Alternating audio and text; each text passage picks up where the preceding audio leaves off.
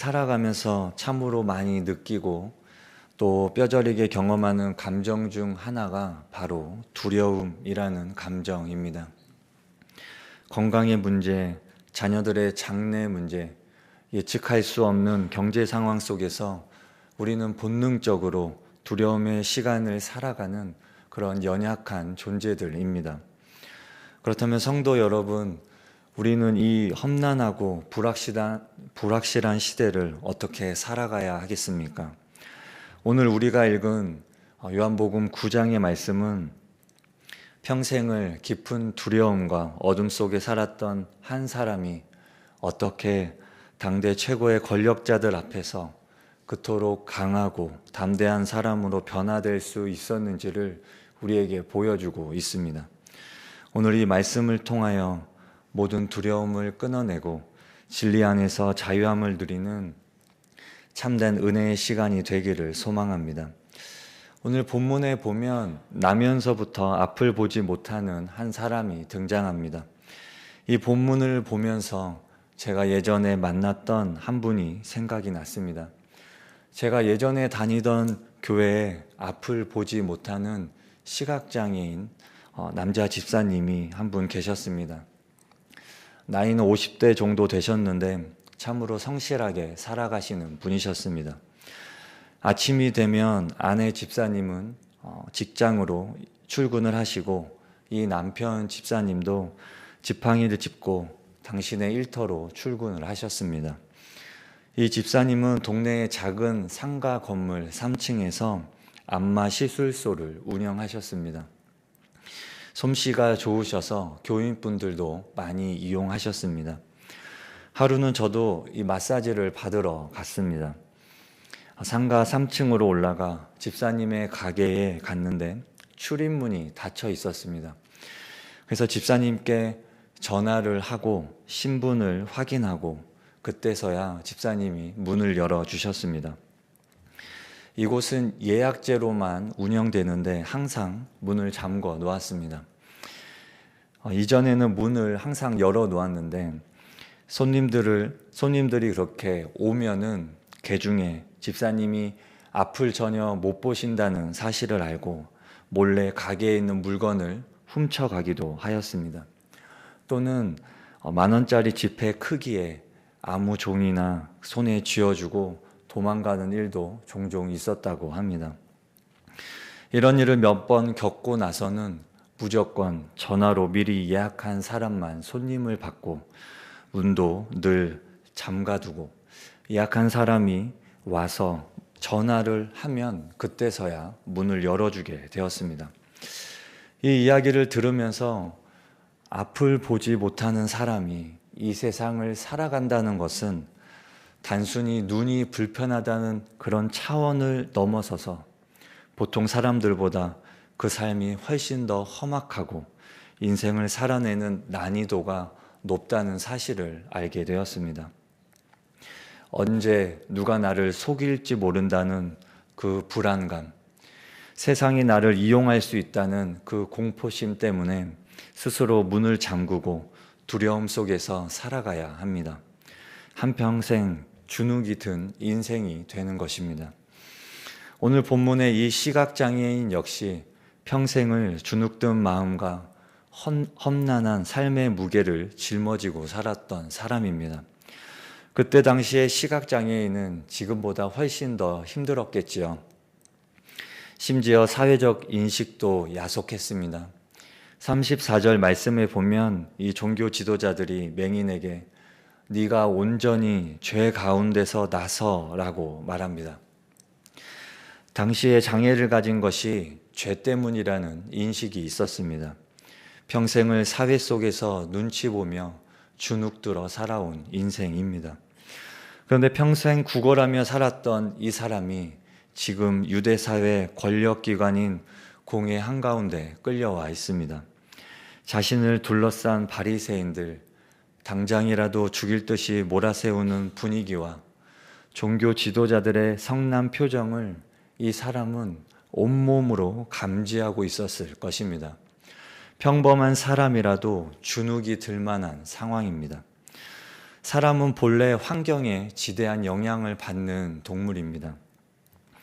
예전에 대학부 수련회를 준비할 때 어떤 청년이 저에게 왜 굳이 멀쩡한 교회를 놔두고 멀리까지 가서 예배를 드려야 합니까? 라고 물은 적이 있습니다. 그때 제가 사람은 환경의 동물이기 때문에 장소가 달라지고 내 주변을 둘러싼 분위기가 달라지면 우리의 마음가짐도 달라지기 때문이다 말했습니다. 그 장소 자체가 신령해서가 아니라 상황과 분위기가 영적인 긴장감을 만들어주기 때문입니다. 환경과 분위기는 참 중요합니다.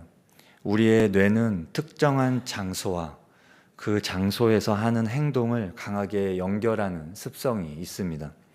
그래서 침대에 누우면 졸음이 오고 도서관에 가면 자연스럽게 책을 펴서 읽게 되는 것입니다.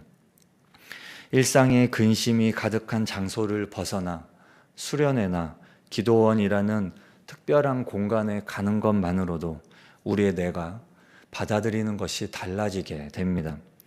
하물며 평생을 가장 밑바닥에서 눈치 보며 살아온 이 시각장애인이 권력자들 한가운데 끌려와 있다면 그의 마음이 얼마나 위축되겠습니까? 예수님의 제자 베드로조차 대제사장의 뜰이라는 그런 적대적인 환경 가운데 던져졌을 때 사람들의 시선과 죽음의 공포 때문에 예수님을 3번이나 모른다고 부인하였습니다. 환경이 주는 두려움이 얼마나 무서운지를 보여주는 대표적인 예인 것입니다. 시각장애인의 부모의 태도를 보십시오. 바리새인들은 이 기적을 깎아내리기 위해서 먼저 이 사람의 부모를 소환하여 물었습니다. 이 사람이 날 때부터 맹인이었던 너의 아들이 맞느냐? 그렇다면 지금은 어떻게 해서 보게 되느냐? 묻게 됩니다. 자기 자식이 평생 앞을 보지 못하다가 어느 날 갑자기 두 눈을 번쩍 뜨고 세상을 보게 되었습니다. 부모로서 이보다 더 기쁘고 흥분되는 일이 어디 있겠습니까? 부모가 어찌 이 엄청난 기적의 사건을 모를 수가 있겠습니까? 그런데 부모는 그 사실을 적극적으로 증언하지 못합니다. 우리 아들이 맞고 맹인으로 태어난 것도 맞지만 누가 그의 눈을 뜨게 하였는지 우리는 모릅니다. 그가 다 컸으니 직접 그에게 물어보십시오. 이렇게 말하며 자식에게 책임을 떠넘기게 됩니다. 부모가 이렇게 행동한 이유가 무엇입니까? 성경은 명확하게 그들이 유대인들을 무서워하였기 때문이라고 기록합니다.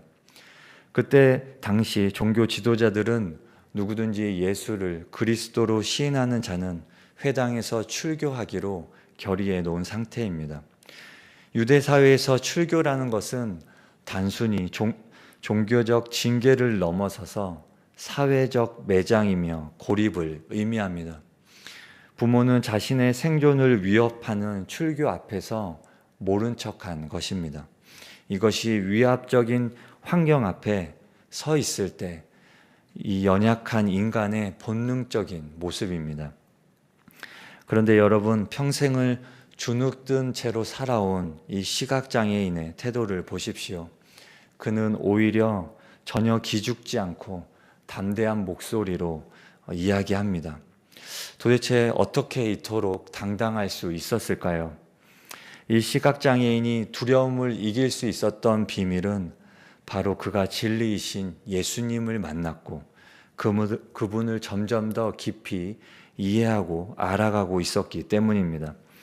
오늘 요한복음 9장 전체를 살펴보면 이 시각장애인이 바리새인들의 공격을 받으면 받을수록 오히려 예수님에 대한 확신이 점점 더 강해지고 신앙의 눈이 밝아지는 것을 보게 됩니다.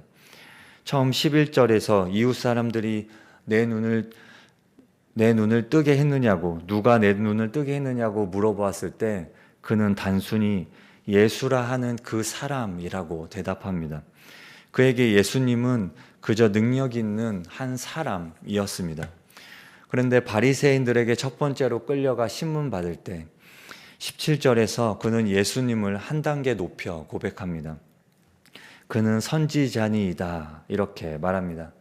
자신을 정죄하는 자들 앞에서 그는 주님을, 하나님의 말씀을 대언하는 특별한 분으로 깨닫게 된 것입니다. 그리고 마침내 오늘 본문 33절에서 두 번째로 끌려온 현장에서 그는 이 사람이 하나님께로부터 오지 아니하였으면 아무 일도 할 수 없으리이다 고백합니다. 이 사람의 영적인 시력이 점점 밝아졌습니다. 예수님이 단순한 사람에서 선지자로, 그리고 마침내 하나님께로부터 오신 구원자로 그의 심령 속에 선명하게 각인된 것입니다. 그리고 27절 말씀에서 대답하되 내가 이미 일렀어도 듣지 아니하고 어찌하여 다시 듣고자 하나이까? 당신들도 그의 제자가 되려 하나이까? 말합니다. 당신들도 그의 제자가 되려 하나이까?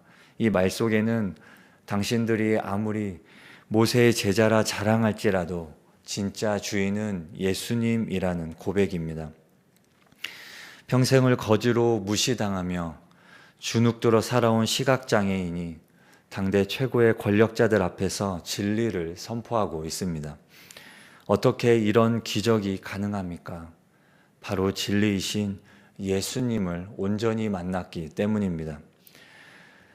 다니엘 11장 32절 하반절 말씀에 이렇게 선포합니다. 오직 자기의 하나님을 아는 백성은 강하여 용맹을 발하리라. 다니엘이 살았던 시대 역시 불안하고 두려운 시절이었습니다. 나라가 망하고 바벨론의 포로로 끌려가 생존 자체가 위협받던 시대였습니다. 우상 숭배를 거절하면 풀무불에 던져지고 사자굴에 던져져야만 했던 캄캄한 어둠의 시대였습니다. 그런데 그 두려움의 시대 속에서 다니엘과 세 친구는 어떻게 용맹을 떨칠 수 있었습니까? 그들이 선천적으로 담대하고 배짱이 두둑한 사람들이었습니까? 아니지요. 그들이 그토록 강할 수 있었던 이유는 자기의 하나님을 알았기 때문입니다. 온 세상의 나라들이 흥망성쇠할지라도 역사의 진정한 주관자는 오직 하나님 한 분뿐임을 알았기 때문입니다. 성도 여러분, 오늘 우리는 무엇을 두려워하며 살고 있습니까? 우리의 마음을 짓누르는 걱정은 무엇입니까? 점점 쇠약해져 가는 육신의 건강입니까? 내 마음대로 되지 않는 자녀들의 앞길의 문제입니까?